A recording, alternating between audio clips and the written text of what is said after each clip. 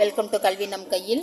எண்ணும் எழுத்தும் 2024-25 கல்வியாண்டு சமூக அறிவியல் 4ஆம் வகுப்பு முதல் பாடம் பயிற்சி நூல் பார்க்க போகிறோம்.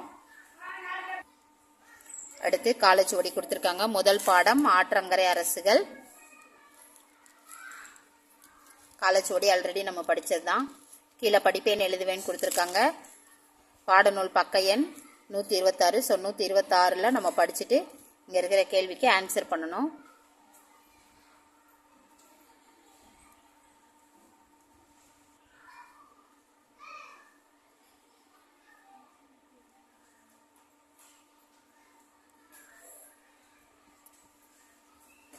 அடுத்து அரசுகளின் பெயர்களை வட்டமிட்டு எடுத்து எழுதுகன்னு சொல்லியிருக்காங்க. ஸோ இதில் வட்டம் போட்டுட்டு நம்ம இந்த பக்கம் எடுத்து எழுதணும்.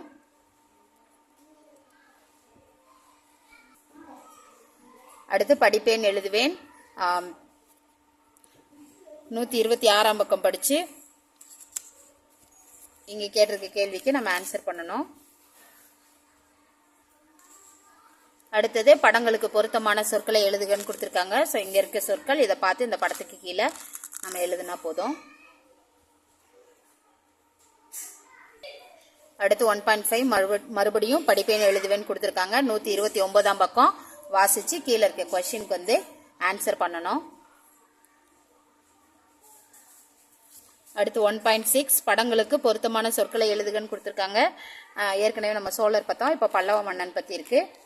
அந்த படத்துக்கீழே நம்ம எழுத போகிறோம். அடுத்து 1.7ல் படிப்பேன் எழுதுவேன் இருக்கு. பாடநூல் பக்க எண் 130. அதை பார்த்து படிச்சுட்டு கீழே இருக்க கேள்விக்கு நம்ம ஆன்சர் டிக் பண்ண போகிறோம். அடுத்து படிப்பேன் எழுதுவேன் 1.8 பாடநூல் பக்க எண் 131. குறுநில மன்னர்கள் தலைப்பில் இருக்கிறத ரீட் பண்ணிட்டு கீழே இருக்க கொஸ்டினுக்கு ஆன்சர் பண்ணணும். நீங்க வந்து அவங்களுக்கு உனக்கு பிடித்த குறுநில மன்னர், ஏதாவது கடையில் வள்ளல்கள்ல யாராவது ஒருத்தரோட பேர் எழுதி ஏன் பிடிக்குன்றதையும் நம்ம எழுதணும். அடுத்து 1.9 மன்னரின் படத்தையும் பெயரையும் பொருத்தமான தொடருடன் இணைக்கன்னு கொடுத்துருக்காங்க. ஸோ மன்னரோட படம் இருக்கு, பேர் இருக்கு, அவங்களோட செயல் இருக்கு. ஸோ எல்லாத்தையும் நம்ம வந்து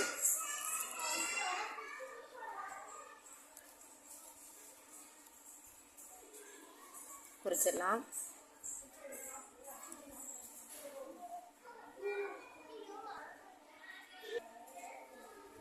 அடுத்து 1.10 132 பக்கத்தை பார்த்து படித்து கீழே இருக்க கொஸ்டினுக்கு வந்து ஆன்சர் பண்ணணும்னு சொல்லியிருக்காங்க. அடுத்து 1.11 சங்க காலத்தில் பயிரிடப்பட்ட பயிர்களை டிக் செய்கன்னு சொல்லியிருக்காங்க. ஸோ இதில் வந்து மக்காச்சோளம் தவிர மித்த எல்லாமே சங்க காலத்தில் பயிரிடப்பட்ட பயிர்கள்.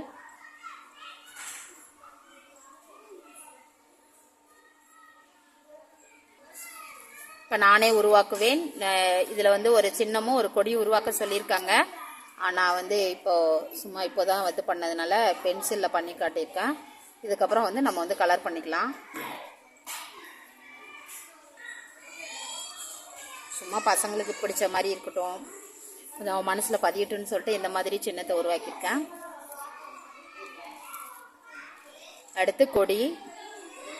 ஸோ ஸ்டூடெண்ட்ஸ் பொறுத்தளவு 5 விரலும் ஒரே மாதிரி இருக்கிற போகிறதில்ல, அதே மாதிரி தான் எல்லா மாணவர்களும். ஸோ எல்லாரையும் வந்து நம்ம சமமாக அவங்கவுங்க திறமையை வளர்த்துக்கணும். அவங்கவுங்களுக்குள்ள ஒரு திறமை இருக்கும். ஸோ இந்த விரல்களை வச்சு நம்ம அதை வந்து சொல்லலாம். எல்லார்ட்டையும் அன்பை வந்து வெளிப்படுத்துகிற விதமாகவும் நம்ம இதை வந்து சொல்லலாம். எல்லாரையும் பார்த்தோன்னே விஷ் பண்ணணும் அப்படின்னு சொல்லி.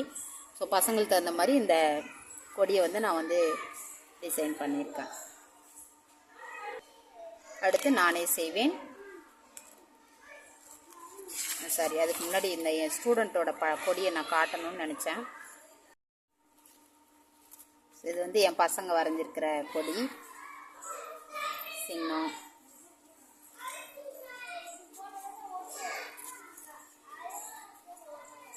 ஸோ இந்த மாதிரி அவங்கவுங்களுக்கு பிடிச்ச மாதிரி நம்ம வந்து பசங்களை வந்து வரைய சொல்லிக்கலாம். இது இன்னொரு ஸ்டூடெண்ட் வரைஞ்ச சின்னம் கொடி. இந்த மாதிரி கிரியேட்டிவாக பசங்களுக்கு என்ன தோணுதோ அவங்களுக்கு பிடிச்ச மாதிரி அவங்கள நம்ம வந்து பண்ண சொல்லலாம். இதோ வந்து இந்த கொடி தான் பிடிச்சிருக்குன்னு சொல்லி இதை வரைஞ்சிருக்கான். பசங்களோட பார்வையில் அவங்களுக்கு எது பிடிச்சிருக்கோ அதை நம்ம விட்டுறலாம்.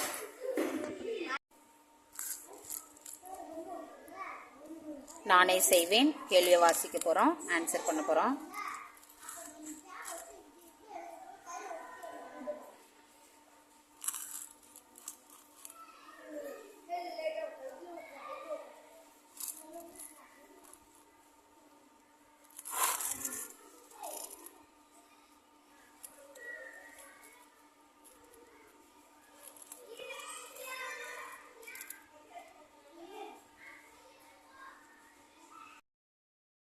அடுத்து மாத தேர்வு இருக்குது. ஸோ மாத தேர்வை சேர்த்து இதிலே பார்த்துடலாம்.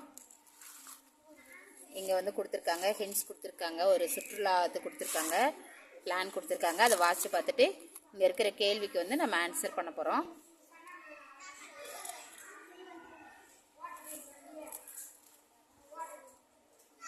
ஸோ இதோட